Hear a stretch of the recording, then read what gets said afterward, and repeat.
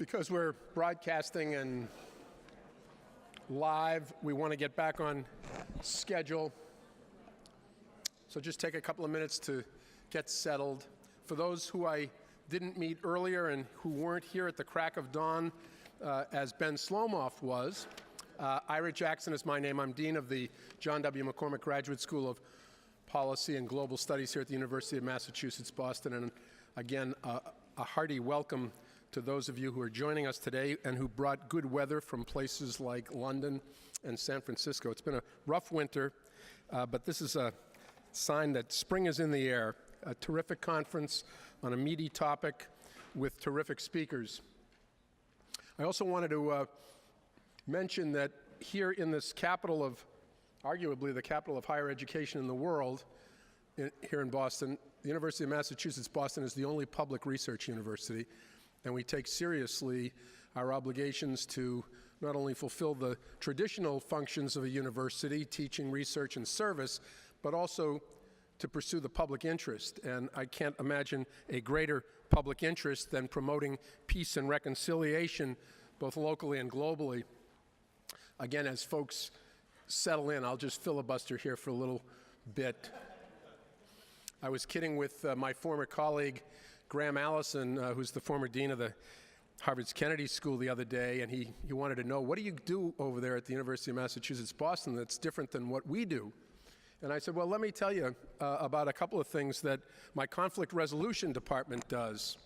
And his ears pricked up, and I said, well, Eben Weitzman, the chairman of the department, and I were off in Brighton the other night at the Palestinian Peace Center, where Eben was moderating a conversation with 50 local Muslim community leaders, the U.S. Attorney, the Boston Police Department, and Homeland Security to discuss domestic terrorism, the Muslim community, and the aftermath of the Boston Marathon bombing.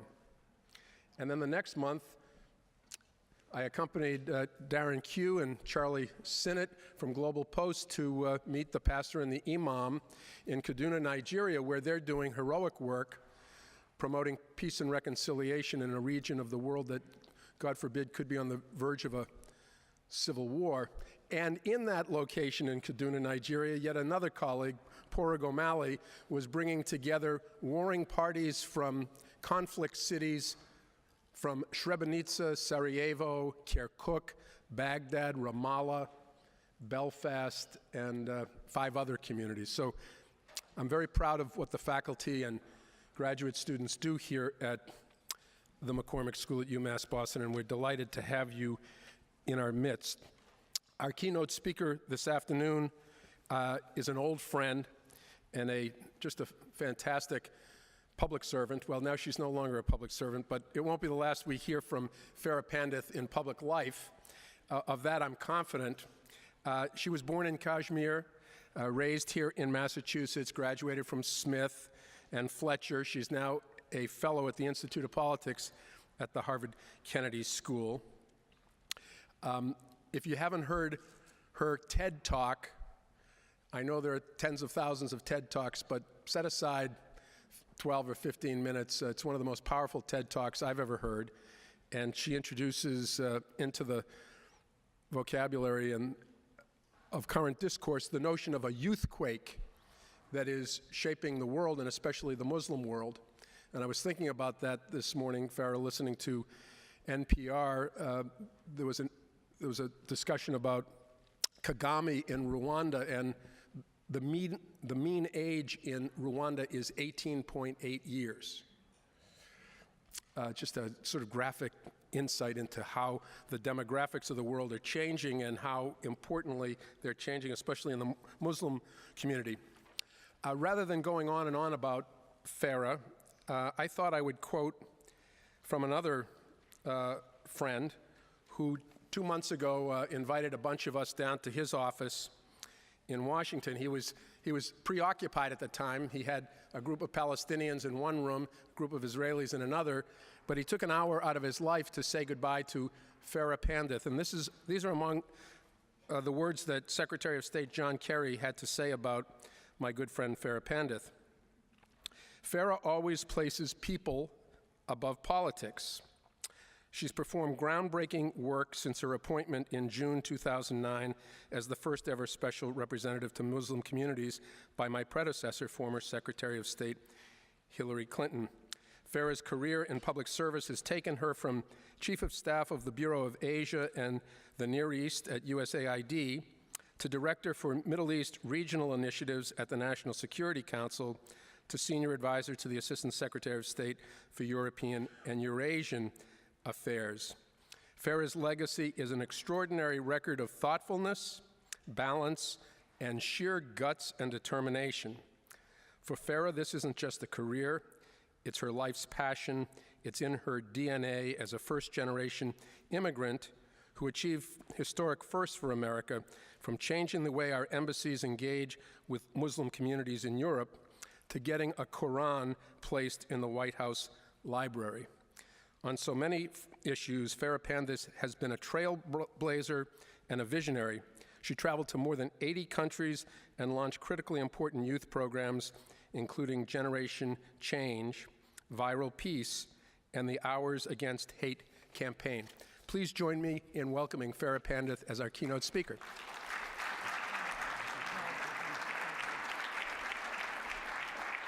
So good afternoon to everyone. I know that you're eating lunch. Continue to eat. We're going to have a fun conversation today. I'm going to speak to you a little bit about my job as the first ever special representative to Muslim communities at the U.S. Department of State. I'm going to tell you why we have this role, what I did in this role, what I learned from the role around the world, and then I want to talk to you about some lessons that we all can learn from that experience, and sort of a call to action of what we need to do going forward. I also want to open it up for questions and answers because I think that we'll be able to get into a good conversation in that way. We have about an hour, and I'm very much looking forward to it. The first thing I definitely want to do is to thank this wonderful gentleman for this remarkable day. I was so struck by your story, sir, and your effort and your vision and your compassion in putting together a day that we can reflect, we can think about what we have learned, what we need to do as humans on the planet around issues of religious identity, around conflict resolution and compassion. So thank you so much. I also would like to thank my good friend Ira Jackson, which I don't know where, there he went, for not only encouraging me to think broader and bigger and larger, but to think really comprehensively about how you take a decade in public service and do something else with it so that we can generate some change on the ground. Part of that, obviously, is education. And institutions like UMass Boston are part of the solution to solving world problems, not just because you are educating students to do great things, but because you're doing things like this, in which you're building networks of like-minded thinkers. That is a theme that I'm going to come back to in a moment. So you heard a little bit about my background. I actually grew up in Braintree and in Milton, Massachusetts, and feel very proud to be from the Commonwealth of Massachusetts. But more importantly, that experience of growing up here in Massachusetts brought with it the history of our state. It brought with it generations of stories about the Irish and the Polish and the Germans and the Italians. And it seeped into my consciousness as I was growing up. And I went to a private school outside of Boston from K through 12, which was very privileged, and I feel very lucky to have gone there. But believe me when I tell you that the experiences of being in an ecosystem here in Massachusetts that had those kinds of stories raised in me an awareness, compounded with the fact that most of my relatives were in northern India, and allowed me, I every summer went back and forth from Massachusetts to visit my grandfather and cousins and aunts and uncles in Kashmir. But the combination of both Massachusetts and its history, alongside with the experience of going back and forth to India, brought with it in me an understanding of the complexity and the magnitude of our planet and the importance of giving dignity to all voices. In 2008, I was on my way out from government. I had decided that I was going to write a book on countering violent extremism. I had worked in the Bush administration as a political appointee, and I came to that role right after 9/11. I was working here in Boston at One Financial Center on 9/11, and on that perfect sunny day, I remember looking out at Logan Airport and thinking to myself, I really hope that what happened here today on our screens has nothing to do with anyone using the name of Islam. Well, we clearly found out in the days and the hours after that event that there was a group called Al-Qaeda that was claiming the religion of Islam, and I felt it viscerally. All of us remember where we were when 9/11 happened and how we felt. For me, some guy named Osama bin Laden was defining my country and was defining my religion, and I didn't want to sit still. And I remember going to my boss at the consulting affiliate of the law firm Mintz Levin and saying to him, I really want to serve, can you help me come to Washington? So I had served in government after 9/11 because it was sort of a call to action to me personally. But as we moved into an era where a new president was coming in, a president that had said it was important for him to recalibrate the way in which we, the United States, engage with Muslims around the world, he had a very large vision of how he wanted to do that. And I briefed Secretary of State Hillary Clinton on what I had done in the Bush administration, and she asked me to stay and to think about how we engage in 3 different ways. One, she absolutely wanted me to think about the global magnitude of this effort. That when we talk about Muslims, it's not just in the Middle East. There are more Muslims that live outside of the Middle East than in it. So the first component to being special representative to Muslim communities was that I had a global mandate. The second thing she asked me to do, which is so critical, was to focus on a demographic that was under the age of 30. And the reason why is because most Muslims in the world are under 30. There are 1.6 billion Muslims in the world. That is 1/4 of humanity. 62% of that number is under the age of 30. So she asked me to look at youth, to think about what they were saying and feeling around the world. And the third thing, which is critically important and hallmark Hillary Clinton, she asked me to focus on civil society, people-to-people engagement. Now, there are many people at the Department of State that do government-to-government interaction, which is important, obviously. But for me, in my job as special representative, I was working around the world with our embassies, talking to young Muslims and hearing what they had to say and getting their ideas and being nimble about moving their ideas forward. I believe strongly that the strength of the United States government is to be the convener and the facilitator and the intellectual partner with the ideas that we hear on the ground, to build networks of like-minded thinkers. You are a network of like-minded thinkers. No matter where you are, whether you're in education or you're a social entrepreneur or you are the head of a foundation, you're here today because you care about these issues. Some of you have never met each other before, and when you leave here, the grains of the conversations that you began will start to spark new initiatives and new programs and new ideas. Well, what happens when you talk to a young person in Nouakchott, Mauritania, or Oslo, Norway, or Suriname, or Indonesia, or Argentina, and they have amazing ideas around issues that you know you can help bring together? So my role as special representative was to go deep and to go wide, to get to know this young generation and to move their ideas forward, to connect ideas that had not been connected before, to build networks. Networks to do many things. One, to recalibrate the narrative.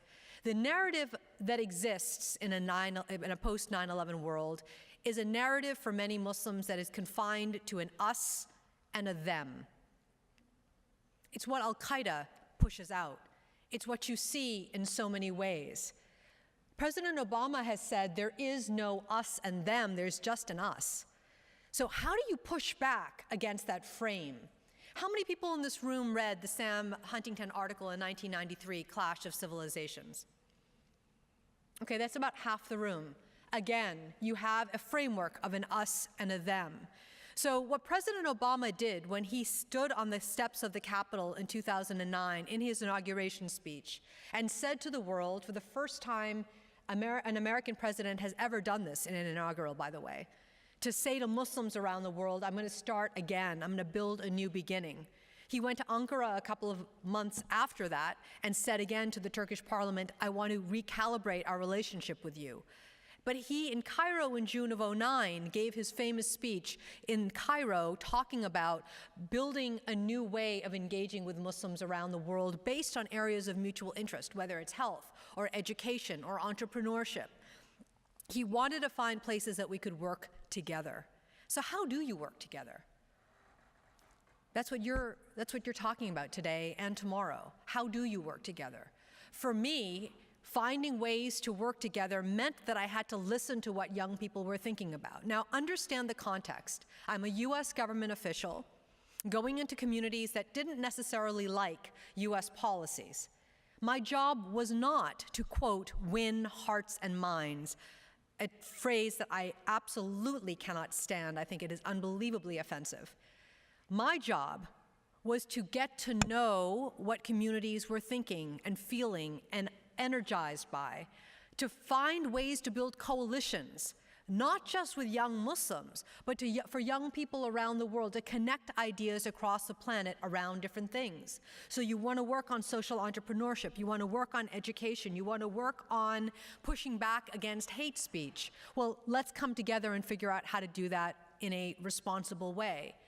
By breaking down stereotypes and sound bites, by connecting new voices, by asking our embassies not just to go to the usual suspects we go to talk to folks, but to go to places that we normally wouldn't go. By doing that, we were able to generate platforms around the world that had never been built before, all kinds of initiatives in which we were building up young people and asking them to bring the ball forward. By hearing their stories and generating these networks and crafting new ideas, the new ideas moved up the chain, so policymakers are all of a sudden hearing from young people about how to solve problems that aren't just government to government telling the Secretary of State what to do, but rather a young person or two or 10 or 500, as generation change might be, to say, here's what we're seeing and doing, what happens if you think about things in a new way. It's getting out of the paradigm, the traditional boxes and pigeonholes that we tend to put ourselves in as policymakers, and to think in an interesting way about how to solve a problem. So I want to tell you the importance of that work by one example. Ira talked about me seeding all kinds of initiatives. There were lots of wonderful things that we did seed, but I have to tell you one of the most compelling and moving experiences of my life happened in a way that I did not even plan. And that's why I was saying to you, the conversations you're having today they're unplanned. Things will happen here that you did not know were going to be born. I was in Kazakhstan, because the OSCE, the Organization for Security and Cooperation in Europe, was holding a conference on tolerance. Now, interestingly, did anybody in this room come to that conference in 2010? Anybody? No. Okay, so this was a conference in which they had pulled together a lot of NGOs, but mostly government folks, to talk about the issue of tolerance. Again, an American word that is very hard to translate. Mutual respect is a much better term to use. The way the conference was set up is that they had 4 different panels. One was on Christophobia, one was on anti-Semitism, one was on Islamophobia, and one was on everything else. And I'm not joking, that's what it was called, everything else. You can't write that. So I was asked as part of the US government to give the official comments from the US Department of State on Islamophobia. And I had a colleague who had a very different job than mine. I spent some time telling you what my job was. Her job, she was the envoy to combat and monitor anti-Semitism. That is, by the way, a congressionally mandated position. And she was monitoring in countries all over the world the level of anti-Semitism. Her name is Hannah Rosenthal. She had a very different job than I did. We had not met really that often. The State Department is quite complex and fuzzy. And so it was great that we were both in Kazakhstan together, and when we were talking about the conference, we had a crazy idea that we did not get clearance on, but we decided to go for it anyway. And what we did was this. So, you know, you're at these conferences and you have the American flag and the American name, and so they call on the United States to give a presentation, and when they called on the United States of America to give their presentation on anti-Semitism, I stood up. And I gave the American position on anti-Semitism. And when they called on the United States government to give our official word on Islamophobia, Hannah stood up. And Hannah gave the official remarks. But we both ended it with the same paragraph. Hate is hate, no matter who the victim is, no matter who you love, how you live. Well, thank you. No matter your race, your ethnicity, who you love, how you engage in your world, hate is hate.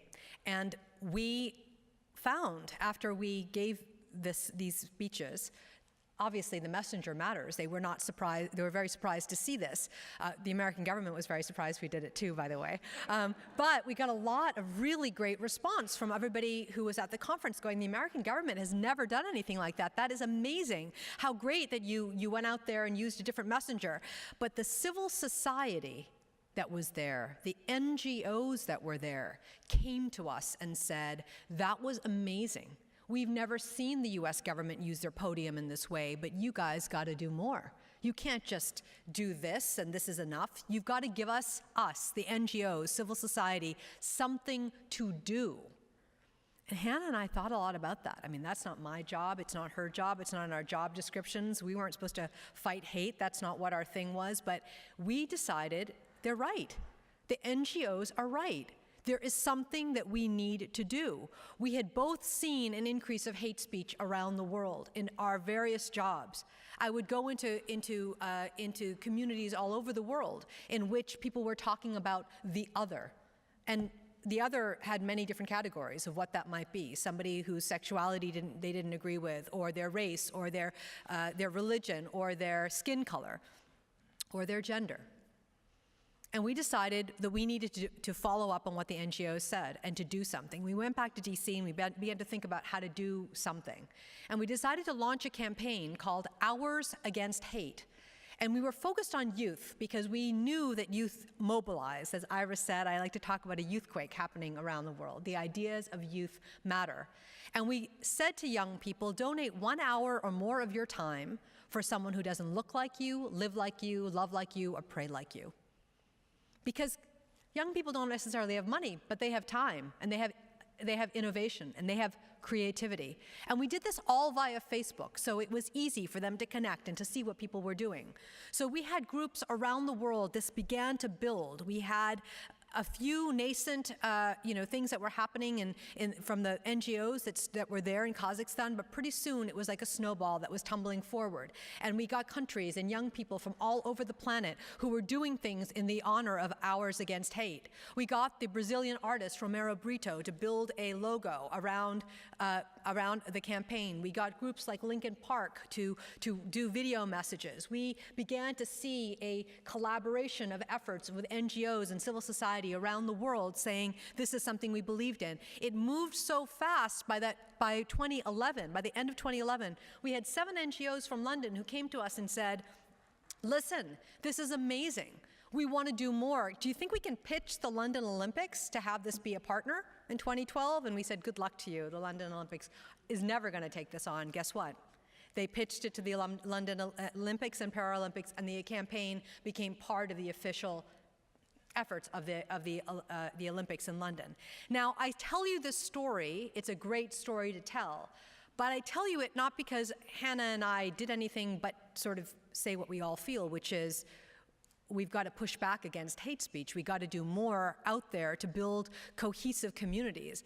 But because we saw the power of communities taking this on, and we understood the power of technology to connect the ideas going forward. And we understood that if you put great ideas out there as government, especially, and you build a way to do this so that it's not so strict, it's a little bit malleable, that you're going to be able to see organic movements take place. So I'm going to slightly transition into sort of what it is that we learned as government. What are some lessons that I can share with you as we think about how to think about religious communities and building cohesive communities and resilience?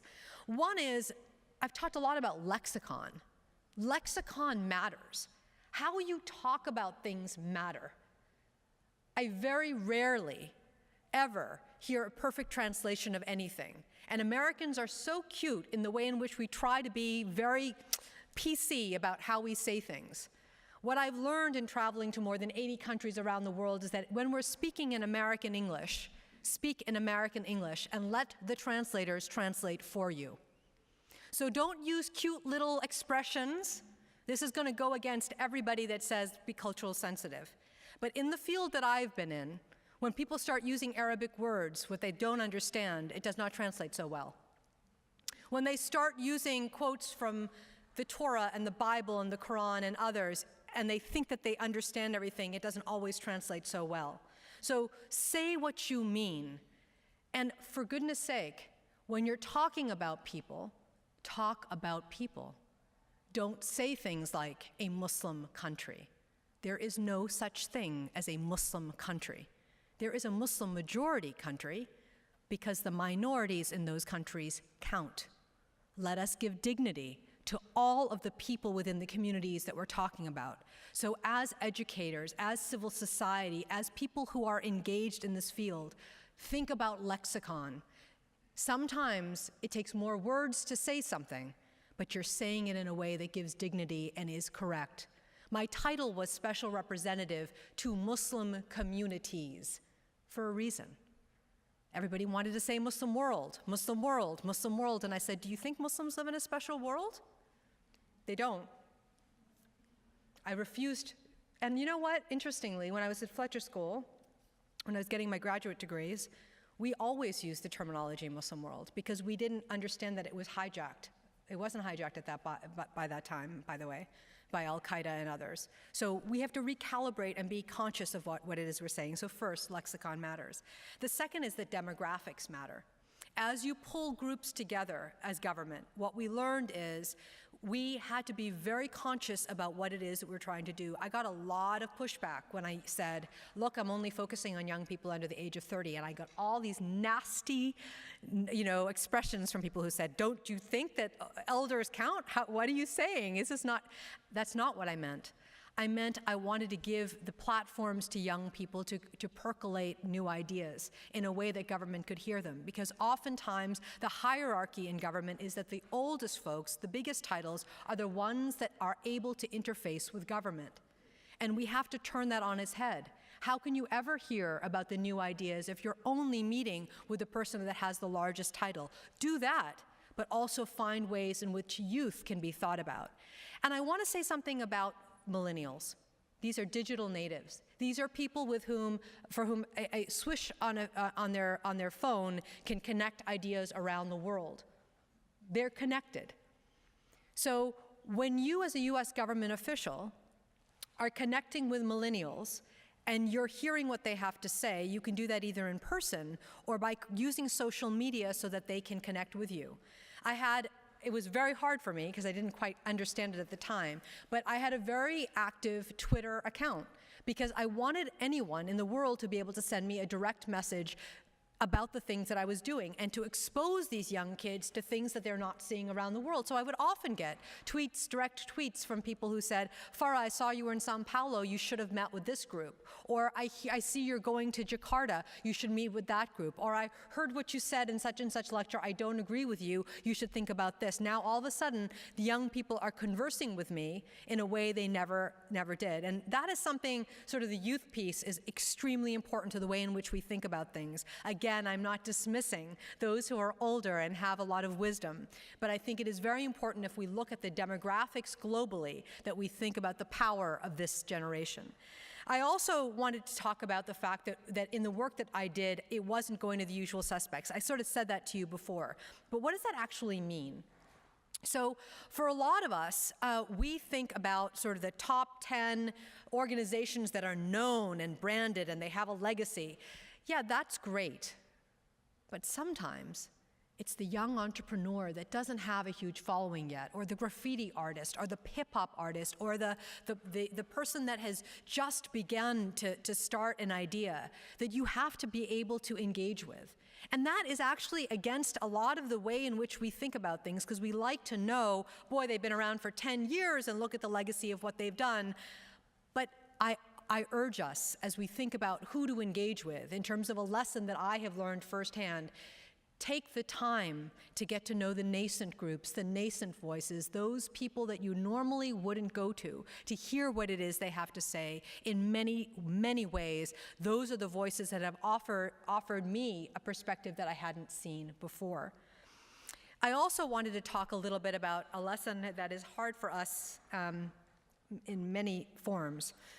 When we talk about religion, it often becomes extremely political. As a US government official, as the US Constitution, as we all know, separates church and state, as the special representative to Muslim communities, I was not going out and talking about the religion of Islam. I was not speaking about what was in the Quran. I was not translating doctrine for anyone. I was not comparing and contrasting Judaism, Christianity, Islam, Hinduism, Buddhism. I wasn't doing any of that. I took my role as the United States, as a US government official very seriously, and would say, if you want to have a theological conversation, there are people in which you can do that with, not with me. I can bring people together, but I am not going to speak about the religion. And that was extremely important in the ability for me to seem like a credible voice. I wasn't pushing out, by the way, what kind of Islam is the best and what is the kind that we are going to reach for and what we're not going to reach for. I met with everyone, got a lot of flack from a lot of groups who said, how can you meet with a minority sect of Islam? They're not considered to be real. And I said, we are the US government.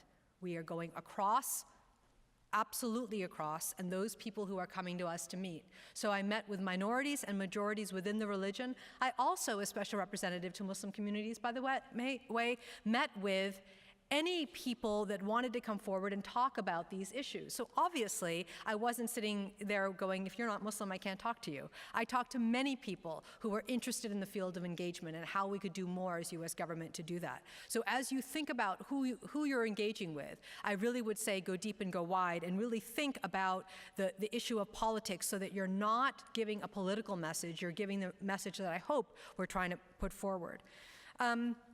I also think that this is something that I think comes very much from a model of having grown up actually in Massachusetts and listening to stories that have been told before me about what people had experienced, what their families had experienced, why they lived in a particular area. The mosque that I went to in Massachusetts was in Quincy, Massachusetts. And the more I learned, Quincy, for those of you who, most of you are from Massachusetts, I think, here today, but there's some of you who are here from overseas. Quincy is a very historic city in our country. We had two presidents that came from Quincy, Massachusetts, and also John Hancock. So it is a very important historical place. The people that built the mosque in Quincy, Massachusetts were Syrian and Lebanese immigrants to America, and they were working in the shipyards, and they needed a place to pray. Learning about the stories of why things happened and how they happened helped me to understand the narrative that was important in America. And I remember coming to, when I had the chance to work at the White House, being asked questions about sort of history, the history of America vis-a-vis Muslims, and thinking to myself, oh my goodness, I've gotten such a privileged education. I've gone to some of the best schools in America, and I don't know. I can't answer these questions about which president did what with which Muslim group, and I'm reaching out to the historians across our country, and they can't tell me, by the way, the narrative of Islam in America. It was extremely frustrating. Google was our answer to many, many questions. It's horrifying and shocking.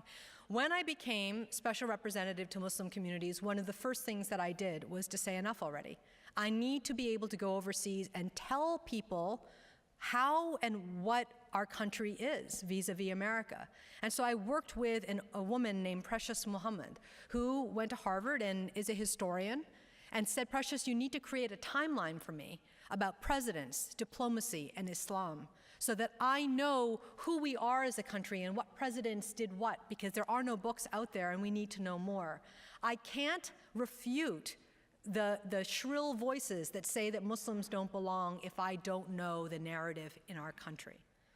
Precious spent 2 years developing the first of its kind timeline that we have then given to the Smithsonian that talks about our presidents from the founding fathers all the way up to our current president.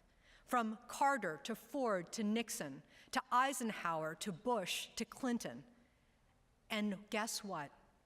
Obviously, every single one of our presidents has spoken with respect and has spoken with admiration and with dignity about Muslims and the religion of Islam, going back to our founding fathers all the way until today. History matters. Narratives matter. Learning about who we are and where we came from matters. I'm using that in the context of my job as special representative, but in the context of me going overseas and understanding where people came from, it was important too for me to listen to the history, to understand where people were coming from. What are the places in which they worship? What is the community center in which they build? These things are culturally important to people, but they're also physically important and intellectually important. We have to understand the context and the ecosystem in which we are trying to build dialogue and go forward. And finally, before we get to the questions and answers, I was asked to sort of frame this going forward. I've been looking back. I've been telling you about a story about what I did as special representative. I'm now hoping to entice you to think about the future, a call to action. With respect, the action part of the call to action is what I want you to think about. It is fantastic that we write papers and we summarize things. But if you want people to see what you're doing in the 21st century, do something. Tell your stories, put them into the viral landscape, and do it. Do it by connecting voices. Do it by showing what you've done. You don't have to have 25,000 people on your initiative. You can have 10. You can have 100. You can have 1,000. But if you want government to see what you're doing, if you want government to engage, if you want other NGOs to engage, you have to show us what you're doing. And oftentimes, all of us sort of keep it close to home, and they think, well, we've been doing it here, and it's fine, or we'll wait for somebody to notice us, and we'll do things. Now, sending a press release is not what I mean, by the way, by telling your story. I mean showing us by the people that you choose to do things. When I think about the young people that I met in my job as special representative, I basically talent scouted around the world. I found young people who were part of what I call generation change, a generation that wants to do something differently. And I connected them around the world, and we built 30 chapters of Generation Changers all over the planet. But how did we get noticed? We didn't get noticed only because it was, the State Department's doing this program. It's because the young people that were part of these chapters were doing incredible things. There is a guy named Muhammad Ali in Detroit. He's a Somali American who was part of our first chapter of Generation Change here in America, who said, I've learned how to do leadership, and I've learned how to push back against extremist narratives, and I can do something that the US government can't do. I can go to Mogadishu, and I can meet with my peers over there and teach them what I've learned. And guess what? He did. And by his actions, people replicate what happens. It's young people, it's vibrancy, it's the call to action I ask of all of you is to think outside of the box, to find ways to get them to do things, even if they're small things. And finally, the call to action for all of us here, not just in this room, but sort of the larger piece is the network side. And network is many different things, but the strongest networks are ones in which there are coalitions built. The work that I did for Muslim youth was not just about Muslim youth. It was all kinds of players coming to the table to work on an issue together. And I believe that the strength of America is our ability to build coalitions. It's something we do really well. And that's something we should take not just, we shouldn't take it for granted, but we shouldn't just do it here. We should be doing it around the world and teaching people how, in fact, to trust the other. That if you have a common thing that you're working on, you have to go to the other side of the aisle.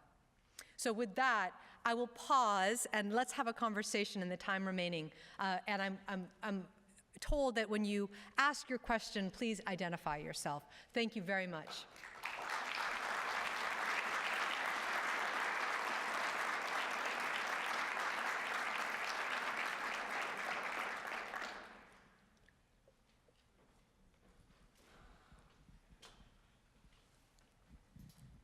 Good afternoon, Farah. Thank you very much for your wonderful and exciting talk. Good afternoon, everybody. My name is Ariel Huang. I'm from Cape Town, South Africa. I'm currently an Elsa Stemmer Fellow at the New England Conservatory of Music program focused on social change and music education. And my question is, based on all of these different young people that you've met, what is the sort of some of the common themes and concerns that these young people have? And what sort of suggestions did you give them moving forward? Thank you very much. It's a great question, and thank you. You've come a long way. Well, you know, so I didn't get into the meat of the complexity of what's happening with young Muslims, and I'm going to just sort of say that is what I'm talking about. So in the context of youth, Muslim youth, the singular, so there's so much diversity, obviously, in the stories that are out there, but there is one thing that connects the planet, and that's identity. Young Muslims are having an identity crisis. Those that have been, this is the generation that's grown up in a post-9/11 world, where every single day since September 12th, 2001, they have seen the word Islam or Muslim on the front page of a paper online and offline. And they are asking themselves questions that their parents and their grandparents never asked. They're asking questions about, who am I? What's the difference between culture and religion? How can I be modern and Muslim? And the reason why identity is important is because as you begin to navigate through that, and look, every teenager on the planet asks questions about their identity, what's the purpose of life, all that kind of stuff. But the thing that is different about this particular group is that while they're having this identity crisis and they're asking these questions, the loudest voices on the planet are the extremists coming in and saying, you have a question? Let me tell you what the answers are. And so you have this competing force that's going back and forth, and a lot of these young people are very confused. And so for me, whether I'm in Argentina, whether I'm in Sweden, whether I'm in Tajikistan, I will consistently hear it, even Muslims in a Muslim majority country or Muslims that are living as minorities. It is central.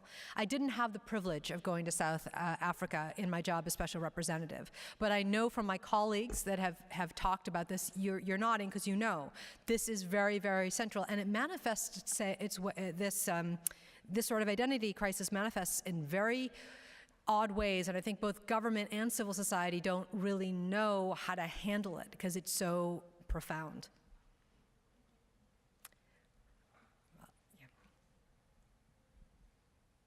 Thank you very much. By way of introduction, my name is Tahir Chowdhury. I am previous president of Islamic Center of Wayland, which I suspect you know well. And just to give a shameless plug to the organization I'm a member of, it's called Project GEM, Girls Education Matters, projectgem.us.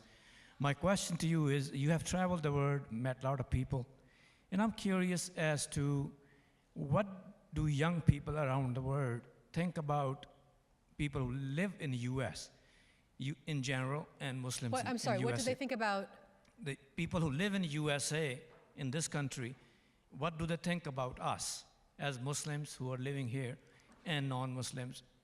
What's their perception of us? Thank you very much. Such a great question. So this is going to depress you. It's going to depress you. Okay, so first, how many people in this room, by raising your hand, can tell me the name of the preacher in Florida who was going to burn a Quran? 1, 2, 3, 4, 5, 6, let's say a dozen, less than a dozen of you. Everywhere I have gone in the world, young people can name him by name, and they say to me, does he represent America? His name, I don't even want to say it, his name is Terry Jones, but there you go. I say that story to you, sir, because Imagery on TV, in movies, on the web, is very powerful. It means a lot, but so are the stories that are out there. And it's very hard for a lot of people to understand the context with which they see these stories. So they see something like a Terry Jones going to burn a Quran. By the way, he had 50 people in his church. We all dismissed his name because we know he doesn't mean anything to us. He has 50 people in his church. Why are we going to remember him? But for these people all over the world, they think he represents America. They hear the strident voices on TV debating various things in our country, and they think America is having this. It's very, very hard for American Muslims. They don't know. That's why I was talking about the history of Islam in America. They don't know the history of Islam. They don't know that Muslims came to America at the time of the slaves.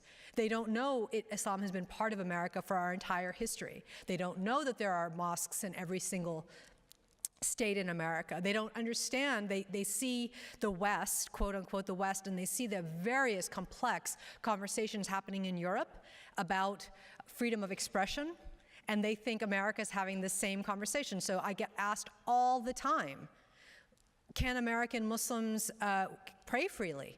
Where do they go to pray? Can you eat, what do they eat? Is there halal meat if they wish to have that? They ask me, how is it that they allowed you as a Muslim to serve in government? I get those questions consistently. So there's a lot of education, sir, about our Constitution, about what it means to be an American, freedom of religion, freedom of faith, freedom of expression, freedom of speech. They see the complexity, as I said, between Europe and America and not being able to unpack that. It's very, very hard. And finally, sir, I would also say this to you. One of the things that I think is most powerful about our country is on this issue is that America has the most diverse group of Muslims than any other country in the world. And you will know, because you are part of the Wailan Mosque, there are people who pray side by side from all over the world originally. And for many people outside of the United States, that's amazing.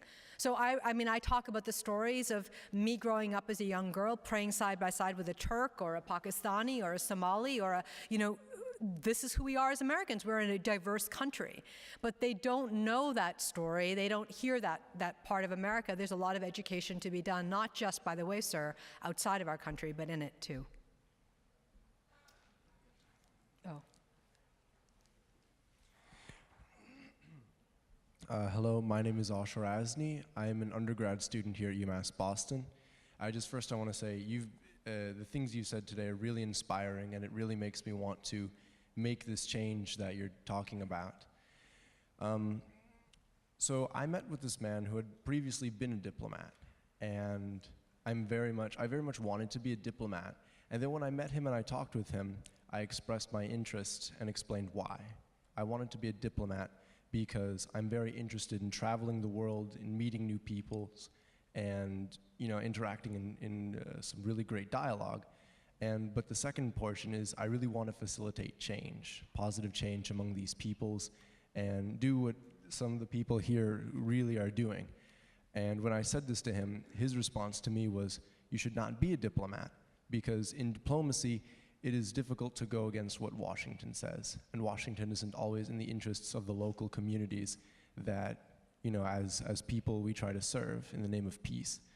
But so my question to you is, how, as a public servant to the US government, how have you navigated that particularly difficult road between being an active servant of the US interests, which I might add is not a negative thing in itself, and serving the greater good of the local populations that you've been entrusted with engaging?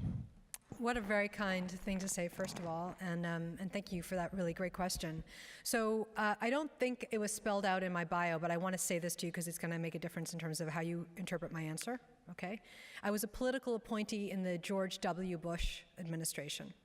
I was a political appointee in the Barack Obama administration. That is extremely rare. Okay, understand that, comprehend that for just a second, right? Very, very rare. But I was very, very fortunate. And I understand what that gentleman was saying to you. When you serve as part of your country, obviously what the president wants to do, his or her someday, I hope. Their frame and their agenda is you have to follow what their priorities are and how they want to do things, and you have to work for your principle. You're not going off on a tangent doing your own thing. But within that context, depending on who you work for and the kind of space that is built for you, you can get things done. I often talked about the fact that I was an entrepreneurial diplomat. And the reason I was allowed to do that is because I have to say I was very blessed, both in the Bush administration and in the Obama administration, to work for people who gave me a really long runway. And I knew what I needed to do, and they said, how do you need, they allowed me to get there and do it. I was a very strange little animal in this, right? I mean, I reported as special representative, I reported directly to the Secretary of State.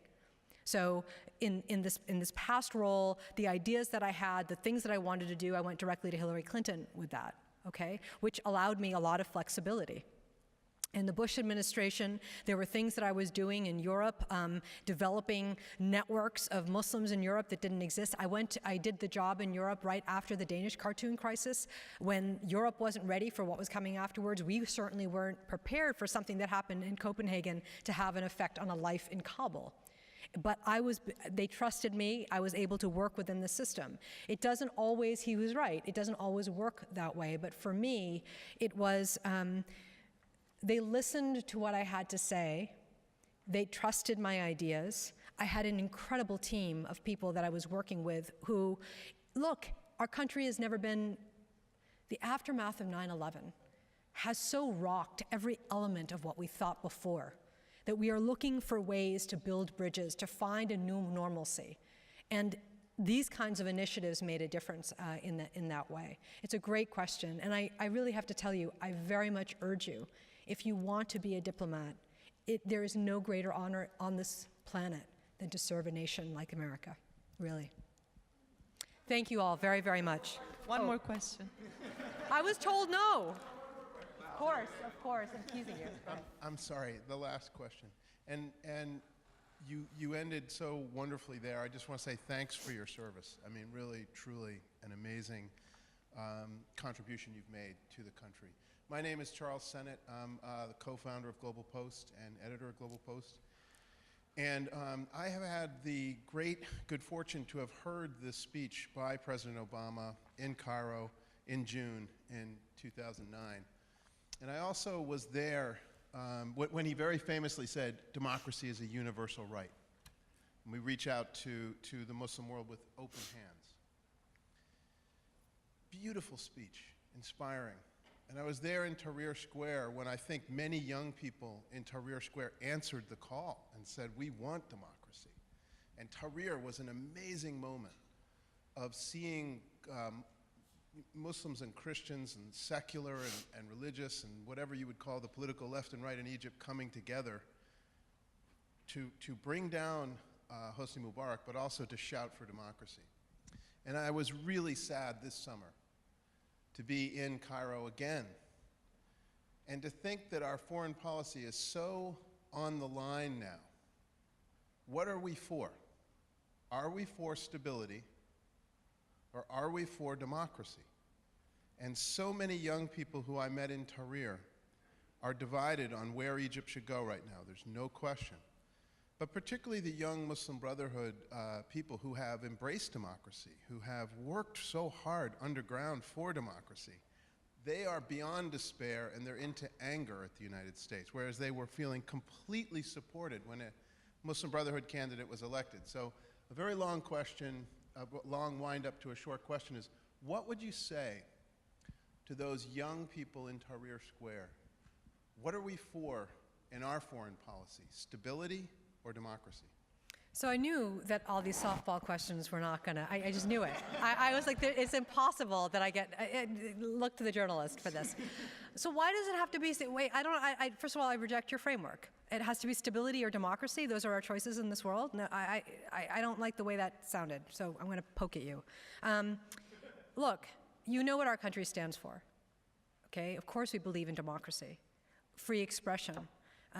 We are a country that has worked on that in that framework across many different types of whether you're Democrat or Republican, we believe in democracy and freedom. The road to that is not a short road in many cases. It's complex. What happened in Egypt wasn't a religious thing, okay? And it wasn't for us to tell the Egyptian people what they should stand for. They rose themselves. They pushed back.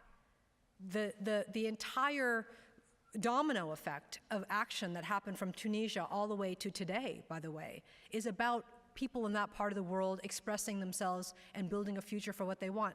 Everybody is trying to make sense of, quote, Tahrir Square, or, quote, the Arab Spring. It's unfolding, folks. It is evolving. It is changing. This is a demographic that is learning on the ground a lot of things that are going on. What do we as America stand for? We believe in the concept of democracy, obviously. We want freedom. We want people to express themselves. But the timelines are I think, it's very dangerous to put things the way many media folks have tried to sort of make sense of this in a time frame that fits our election cycle so that it makes sense for whoever's in the Oval. It's not about us, by the way. It's about them. Thank you.